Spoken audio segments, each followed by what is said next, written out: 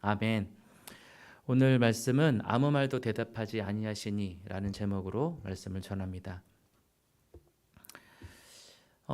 지금 오늘 예수님께서 이제 수요일 날이 되었습니다. 이제 아까 교도에 고백한 대로 마리아에게 향유옥합을 받으시고 오늘은 또 유다가 예수님을 배반한 그런 날입니다. 이제 내일 모레 또 금요일 밤에 목요일 밤 또 내일 금요일 날 돌아가기 전에 목요일 밤에 붙잡히셔서 많은 또 사건과 일들이 예수님을 기다리고 있습니다. 아마 예수님은 그 사실들을 다 알고 계셨을 겁니다. 어떻게 벌어져야 할지.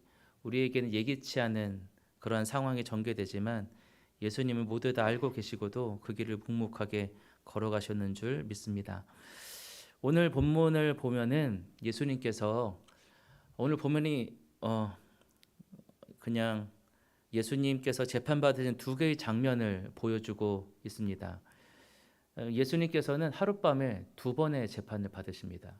한 번은 빌라도에게 받으시고 또 한 번은 바로 헤롯에게 받습니다. 이 빌라도와 헤롯은 서로 같은 지역에 사는 사람이 아니었습니다. 근데 어떻게 하루에 이 두 재판을 받았을까? 이 본문을 이해하기 위해서 제가 잠깐 지도를 하나 준비를 했는데요. 혹시 영상이 띄어질 수 있으면 함께 보여주시면 좋겠습니다. 바로 이 지도에는 그 당시에 헤롯과 지금 빌라도가 다스렸던 그러한 지역을 표시하고 있습니다. 아마도 이런 지도를 보셨던 분들도 계실 텐데요. 헤롯의 아버지, 그 헤롯 대왕이 죽고 나서 세 아들이 각 지역을 나눠서 이 유대 땅, 이 이스라엘을 다스렸습니다.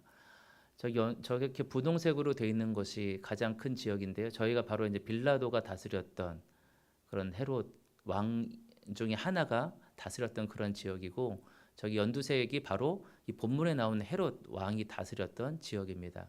그리고 저기 보라색에 있는 땅이 또 다른 헤롯 왕이 다스렸던 지역입니다. 뭐 아들 이름을 다 언급하지는 않겠지만 어쨌든 세 아들이 저렇게 세 지역을 다스리고 있었습니다. 그리고 예루살렘이 있었던 저 지역은 특별히 로마령으로 로마에서 이제 총독이 와서 직접 다스리던 그런 지역이었습니다.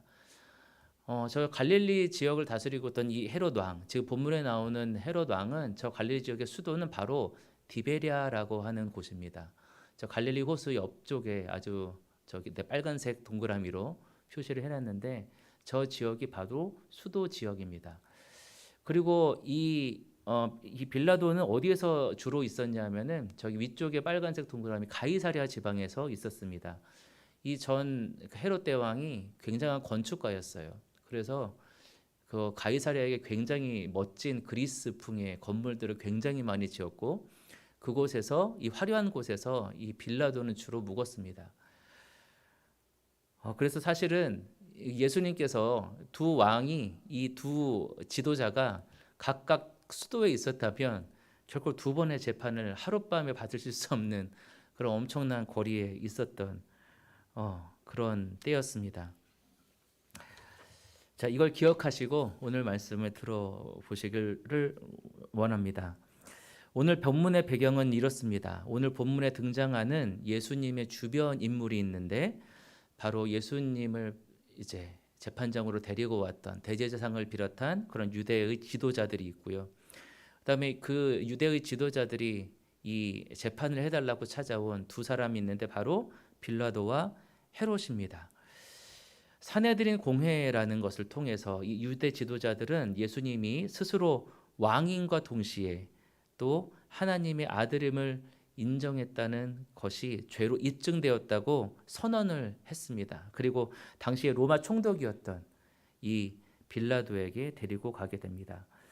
빌라도가 어떤 인물일까요? 빌라도는 로마 아까 전에 보았던 그 지역을 다스렸던 사람인데 AD 26년에서 36년 정도 되는 약 10여 년 동안 사마리아와 유대 지역, 아까 전에 보았던 그 분홍색 지역을 그렇게 다스리고 있던 바로 통치자였습니다. 그러니까 과거에 그 이스라엘의 영토를 주로 다스리고 있던 사람이 바로 이 빌라도라는 사람이었어요. 그는 유대인들을 아주 증오했던 사람이었습니다. 그리고 당연히 유대인들도 이 빌라도를 증오했습니다. 아마도 우리가 일제치하를 생각하시면 될 거예요. 그런 정도로 서로는 그렇게 미워하는 사이였습니다. 당시 그 성경 외에 당시 역사적인 기록을 보아도 이 빌라도라는 사람은 굉장히 포악했던 사람으로 그렇게 나옵니다. 굉장히 포악하게 유대를 다스렸다고 해요. 그래서 저 사람은 아무도 말릴 수 없어. 정말 고집불통이야. 이렇게 생각됐던 사람이 바로 빌라도였습니다. 그런 유대인들이 이 빌라도에게 예수님을 끌고 갔을 때 이 빌라도가 어떻게 대할지 너무나도 자명하게 잘 알고 있겠죠. 그런 그에게 유대의 대제사장을 비롯한 대제사장을 비롯한 지도자들이 이런 내용으로 이 예수님을 고소하게 됩니다. 우리 2절을 함께 보겠습니다. 고발하여 이르되 우리가 이 사람을 보매 우리 백성을 미혹하고 가이사에게 세금 바치는 것을 금하며 자칭 왕 그리스도라 하더이다 하니. 우리 한 문장이지만 이곳에는 예수님을 고발한 세 개의 죄목이 있습니다. 첫째는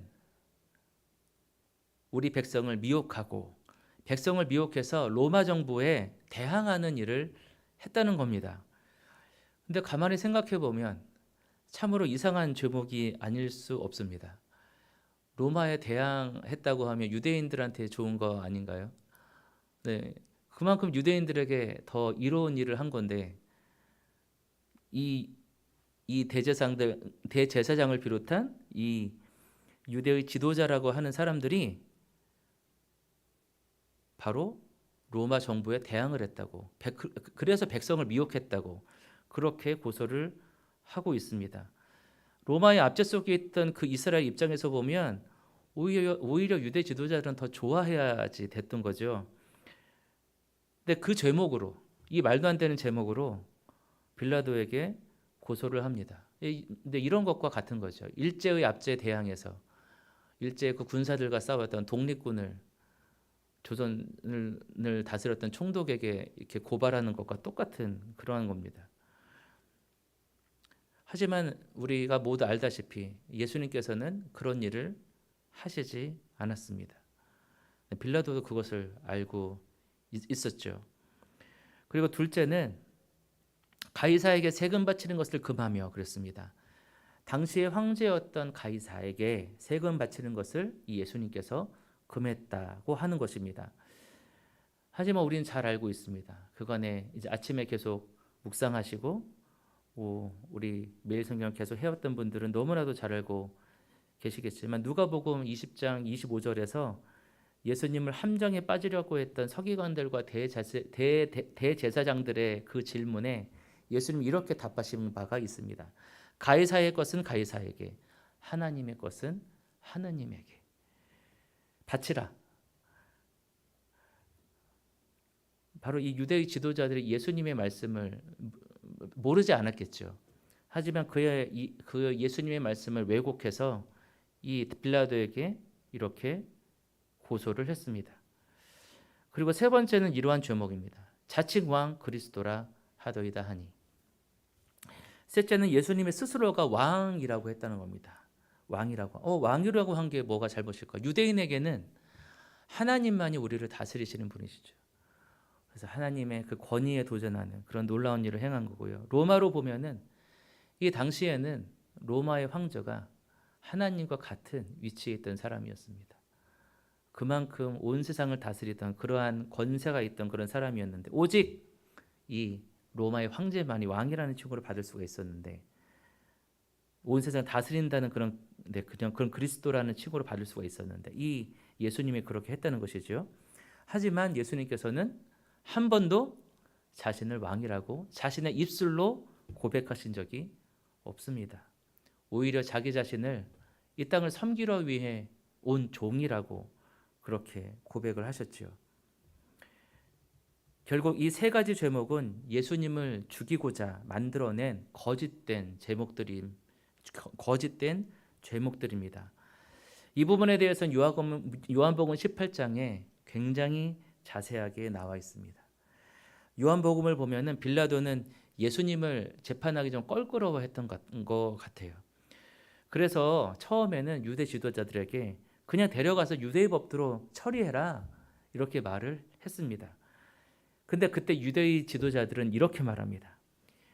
18장 31절에 이렇게 말하는데 우리에게는 사람을 죽일 권한이 없다. 결국 무엇이죠? 유대 지도자들이 이 예수님을 죽일 목적으로 이 죄목을 다 정하고 빌라도에게 데리고 왔다는 것이죠. 결국에는 이 말이죠. 이 예수를 죽여줘. 제발. 우리에게는 사람을 죽일 권한이 없기 때문에 빨리 그 결정을 내려서 저 자칭왕 예수, 저 꼴보기 싫은 예수를 빨리 죽여달라고 그런 요청을 한 것입니다. 빌라도가 좀 더 자세히 예수님을 신문한 그러한 신문을 했습니다. 그리고 그 신문 끝에 1차 결론으로 이러한 결론을 내어놓습니다. 우리 4절을 함께 보겠습니다. 빌라도가 대제사장들과 무리에게 이르되 내가 보니 이 사람에게 죄가 없도다 하니. 지금 이 빌라도가 하는 것은 공식적인 재판입니다. 그 지역을 다스리는 사람이에게 그 지지 다스리는 사람만이 내릴 수 있는 그러한 권세를 그 자리에서 결정해달라고 했던 거예요. 근데 이 빌라도는 이 공식적인 재판에서 죄가 없다고 선고했습니다. 죄가 없다고 이 지역을 다스리는 사람이 이 사람은 내가 봤을 땐 죄가 없어 이렇게 고백을 한 거예요. 자, 이 말을 들은 유대 지도자들이 어떻게 했을까?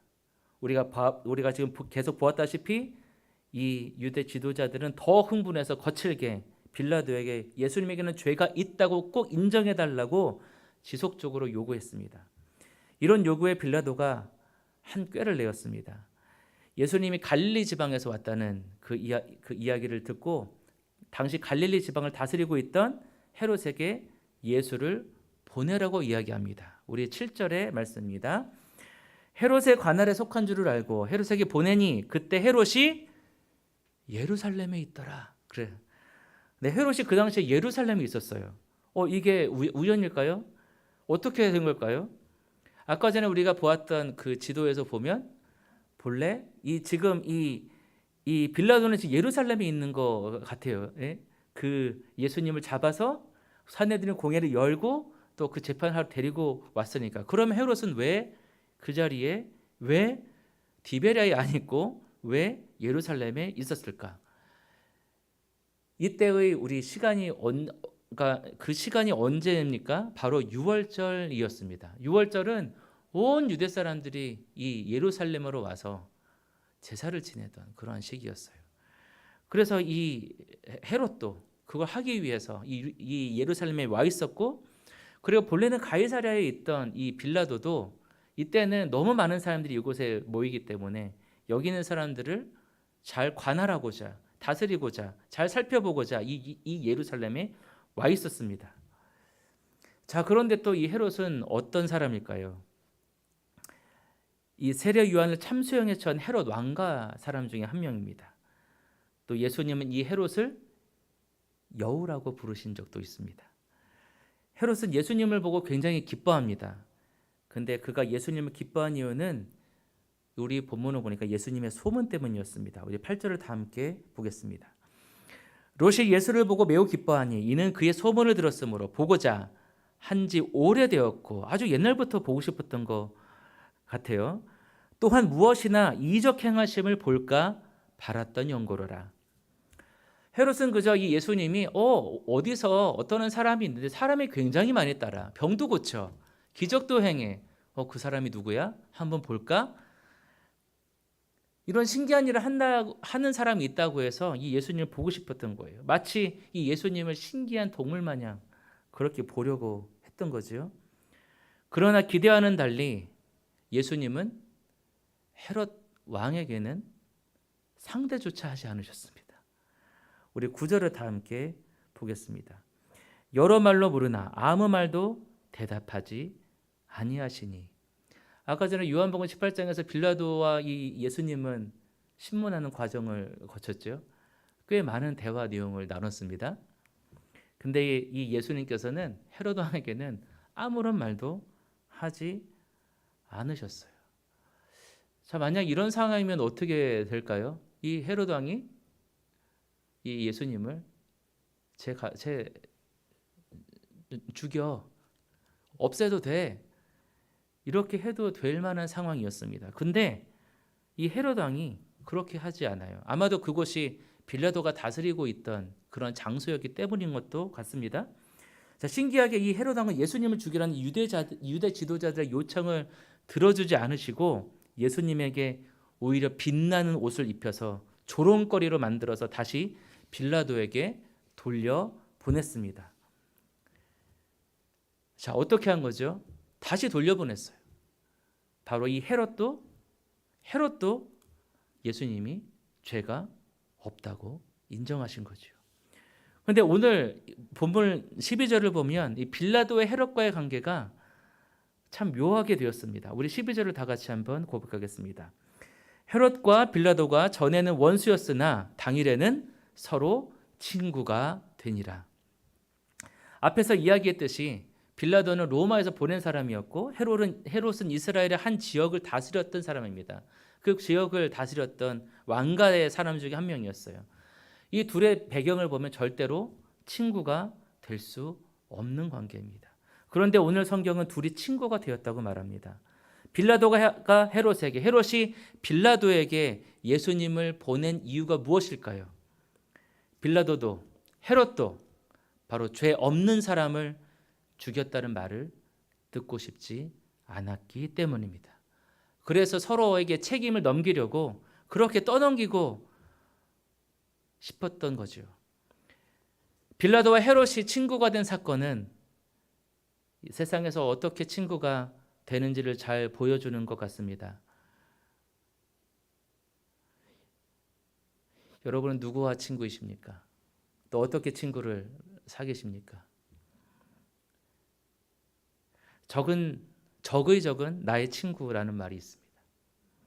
해결하기 어려운 껄끄러운 대상이 같아지니까 이 둘의 사이가 가까워진 거죠. 당연히 바람직한 의미에서의 친구는 아니었습니다. 더군다나 이 누가복음에서 나오는 많은 친구들의 모습은 이런 모습은 절대 아니었습니다. 이 둘의 관계는 어떨까요? 공통의 관심사가 사라지면 언제든지 다시 원수로 돌아설 수 있는 그러한 관계였습니다. 이 본문이 우리에게 무엇을 시사하는가? 저는 두 가지를 기억하고 꼭 기억하기를 원합니다. 첫째는 아주 공식적으로 예수님은 죄 없는 분이라는 겁니다. 예수님은 공식적으로 죄가 없으셨습니다. 재판관의 역할을 하던 두 지역의 최고 통치자가 예수님이 죄 없다고 인정했습니다. 당시 유대의 재판에는 최소한 2명의 증인이 없으면 죄가 있다고 여기지 않았습니다. 죄가 없다고 2명의 증인이 인정했으니 그보다 더한 증인, 그 증거가 어디에 있을까요? 그런데 오늘 재판에 가장 권위가 있는 총독과 왕이 예수님은 죄가 없다고 선고했습니다. 공식적인 재판관이. 그렇습니다. 예수님은 공식적으로 죄가 없으신 분입니다. 그렇다면 예수님은 왜 어째서 이런 일을 그냥 두고만 보고 계셨을까요? 이야기하실 수도 있었고 저항할 수도 있었고 뭔가 권세를 부려서 이 모든 것을 다 털어버리고 내가 온 세상의 왕이야, 내가 그리스도야라고 하실 수 있는데 왜 그렇게 하셨을까요? 우리에게는 이 주님의 모습이 때로는 무기력하고 아니면 소극적으로도 보입니다. 의인이 조롱당하고 죽임을 당하는 이러한 상황이 불의한 자들이 친구로 맺어지는 이러한 상황이 되도록 그것으로 이용되는 것으로 어떻게 그것을 그대로 참으신 걸까? 저는 오늘 본문을 통해서 우리 예수님의 이 모습을 통해서 진정한 친구란 무엇인가 한번 생각해 보았습니다. 주님이 모든 것을 참으신 이유는 이 둘은 예수님 때문에 친구가 되었지만 주님이 그 모든 온갖 조롱과 모욕과 멸시와 핍박을 참으신 이유는 예수님에게 구원해야 할 친구들이 있었기 때문입니다. 어떻게요? 우리 기도문의 그 언급처럼 잠잠히, 담대히, 그러나 당대히, 때론 담담하게 그 조롱과 모욕을 견뎌내셨습니다. 예수님이 조롱과 멸시와 그 모욕을 당하면서 자신이 누구인지, 자신이 감당해야 할 것이 무엇인지 과연 잊으셨을까요?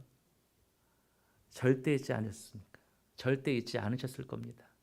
오히려 또 기억하고 또 기억하고 또 기억하셨을 줄 믿습니다. 누가복음에 나타난 예수님은 죄인과 세리와 창녀들의 친구였다고 고백하고 있습니다. 그리고 그 예수님이 우리를 종이 아니라 친구라고 말씀하셨습니다. 또한 예수님은 이렇게 말씀하시기도 했습니다. 요한복음 15장 13절에 사람이 친구를 위하여 자기 목숨을 버리면 이보다 더 큰 사랑이 없다. 그렇습니다. 친구가 줄 수 있는 최고의 사랑은 바로 생명입니다. 주님은 그 사랑을 실천하시기 위해서 죽음을 향해 한 걸음 한 걸음 다가가고 계셨던 것입니다. 친구를 위하여 목숨을 버릴 친구의 그 범위에는 지금 나에게 고난을 주고 있는 헤롯이나 또는 빌라도도 포함되어 있었습니다. 사랑하는 성도 여러분, 여러분의 진정한 친구는 누구입니까? 또 여러분은 누구의 진정한 친구입니까? 그 친구를 위해 잠잠히, 우리 예수님처럼 잠잠히, 담대히, 당당히, 때로는 담담하게 무엇이든 견딜 준비가 되어 있으십니까? 예수님께서는 우리를 위해서 우리를 친구로 삼으실 때 어떤 조건도 내걸지 않으셨음을 고백합니다. 우리가 친구가 된 배경이 서로의 이익을 전제로 한 것이 아니기 때문에 그 관계도 절대 깨어질 수 없습니다. 예수님과 우리와의 관계는 생명으로 맺어졌으며 그래서 이 관계를 무효로 만들 수 있는 것은 아무것도 없음을 고백합니다. 감당하기 힘든 이 특별한 선물이 우리는 은혜라고 부릅니다. 지금 이 시간 우리가 그 은혜를 기억하며 나아가길 원합니다. 주님의 그 놀라운 사랑에 힘입어서 예수님과 함께 우리가 친구가 되었으니 그 사랑 안에 우리가 거하길 원합니다.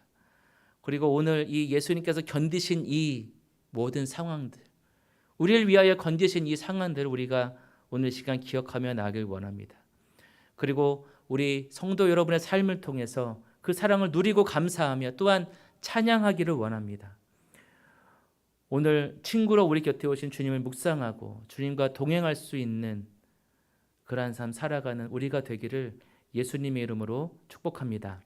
아멘. 제가 잠깐 기도하고 우리 다 함께 기도하기를 원합니다. 사랑과 은혜가 충만하신 주 하나님 아버지, 주님께서는 우리를 위하여 조롱과 멸시와 모욕을 견뎌내셨습니다. 우리는 그 주님을 기억합니다. 보잘것없는 우리, 아무것도 아닌 우리, 예수님이 잡히시던 밤 모두 도망가 버렸던 그런 제자들 같은 우리를 위해 온갖 조롱과 멸시와 핍박과 모욕을 이겨내신 그 주님을 기억합니다. 주님은 우리를 친구 삼아 주셨고 예수님을 받아들인 그 순간부터 우리를 한시도 떠나지 않으셨음을 믿습니다. 우리도 그러한 삶 살게 하여 주시고 예수님이 우리의 친구가 되어 주셨듯 우리도 누군가의 친구가 되어 그를 위해 함께 견디며 함께 주님을 기억하는 그러한 성도들 되게 하여 주옵소서. 우리도 주님처럼 사랑할 수 있게 하여 주옵소서. 이 모든 것 감사드리며 사랑과 은혜가 많으신 예수님의 이름으로 감사히 기도드립나이다. 아멘. 우리 다 함께 이 말씀 묵상하면서 다 함께 기도로 주께 나아갑니다.